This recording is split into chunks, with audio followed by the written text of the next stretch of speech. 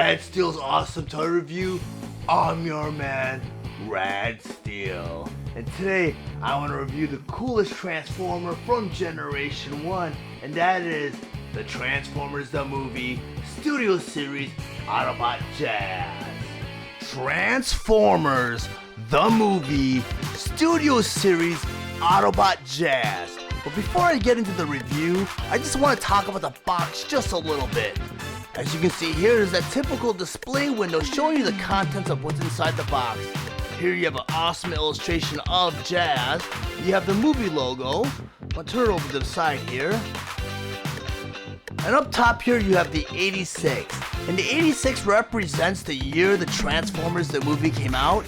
And this year is the 35th commemorative year of the release of that movie. Below that you have that same illustration of Jazz. On the back of the box, it shows you some of the figures' features, such as Jazz's robot mode and Jazz's car mode. And down here, it shows you that the inserts can be converted over to a display stand. Transformers the Movie Studio Series Autobot Jazz. Autobot Jazz's Hasbro ID number is 86-01. He was released on February 1st, 2021 with the suggested retail price of $19.99, and he is available at all major retailers. Autobot Jazz was released along with other Studio Series Deluxe Class Wave 13 figures, 86-02 Cup, and 86-03 Blur. Jazz was re-released along with other Wave 13 figures, number 74 Bumblebee with Sam Witwicky from Revenge of the Fallen, number 75 Jolt from Revenge of the Fallen, and 86-08 Nah. Autobot Jazz is a Transformers the Movie inspired toy that converts to his race car mode in 20 steps. His accessories include his blaster, removable backdrop, and instructions. Autobot Jazz stands 4.5 inches tall and is meant for fans ages 8 and up. He was released to commemorate the 35th anniversary of Transformers the Movie. I can't tell you guys how thrilled I am to finally open Autobot Jazz.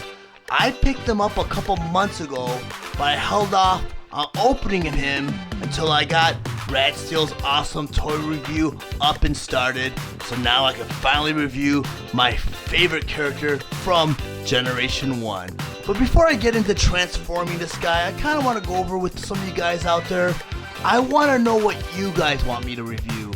I know I've been picking out some toys I figure maybe you guys want to see reviewed, but I really want to know what you guys want to see. So go ahead and leave me some suggestions in the comments below. But I want to go ahead and get Jazz started. So the first thing you always want to do is you always want to remove the weapon.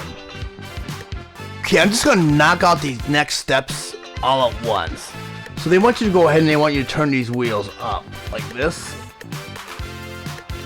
I'll go ahead and turn mine around on the other side. You go ahead and just turn the wheel up like that. Then you go ahead and you take the feet and you point the feet downward. Right? And next you collapse the shins and do the thigh. Very G1-ish, very Combiner War-ish. Go ahead and you do that to the other leg. Then I don't know if you guys can see the two tabs right here. You go ahead and you push those two together. Like that. Okay, for the next step, they just want you to turn the forearm so this faces out, and you collapse the fist in. You just go ahead and you do that to the other side. You turn the forearm in, and you put the fist in. Yeah. The next step, they want you to go ahead and flip the hood up. Like that. You make sure to take this white piece right here, and flip that all the way up. And that makes room, so when you push the head down in, the head will go right into here. You go and you push this back out, all the way out. And what that does is it closes up that little hole right here where it's hitting. Next, they want you to take his waist. It's right above this crotch piece right here. They want you to flip it all the way around to the back. And that's going to take a little finagling because you're going to have to lift up his backpack in the back. Okay, for the next step, they just want you to go ahead and turn your arms down. Turn the arms down right here. The next part, they want you to rotate the arms inward. Like this. Do that to the other side. And the arms should fit right into place right here. Just like that. Next, you're gonna want to turn the figure around. And you're gonna want to open up these doorways right here. Just make sure it doesn't snag on that silver piece that you rotated around. And you take this hood part, and you bring that back out again. Like that. Next step, they want you to go ahead and bring everything down. Snap it all into place. Then on the back end, they want you to go ahead and snap down the trunk. Then you go ahead and you take the two side panels and you snap those down also. And there you have it. Jazz and his sports car mode. I would like to say his Porsche mode, but that isn't licensed, so it is a sports car for now. It is now time for, you guessed it, comparison time. But there are so many versions of Jazz out there that I'm just gonna go ahead and compare him to the latest version of Jazz, the Power of the Prime Jazz, which I do have on hand. So I'm going to go ahead and put that one right next to Studio Series Jazz. And as you can see, there's a lot of differences. Some of the transformations, very, very similar. But I'm going to go ahead and rotate this around so you guys can compare the two yourselves.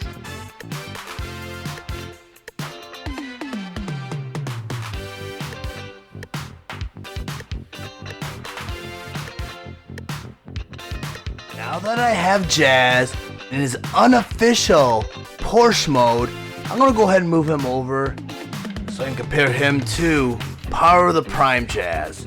And the only problem with that is you see the huge skip in generations. I mean, here you have a Porsche from the 80s, now to a modern day sports car. And I do like this version of Jazz. I know a lot of people play him down because he's part of a combiner series, a combiner team where he combines with other robots to form a super robot. But I do feel like this Jazz is pretty cool too, but nothing will ever touch this Jazz, and this Jazz is very much like the Masterpiece, but I'll get into that later. But I want to go ahead and just spin this around so you guys can go and do the comparison yourself.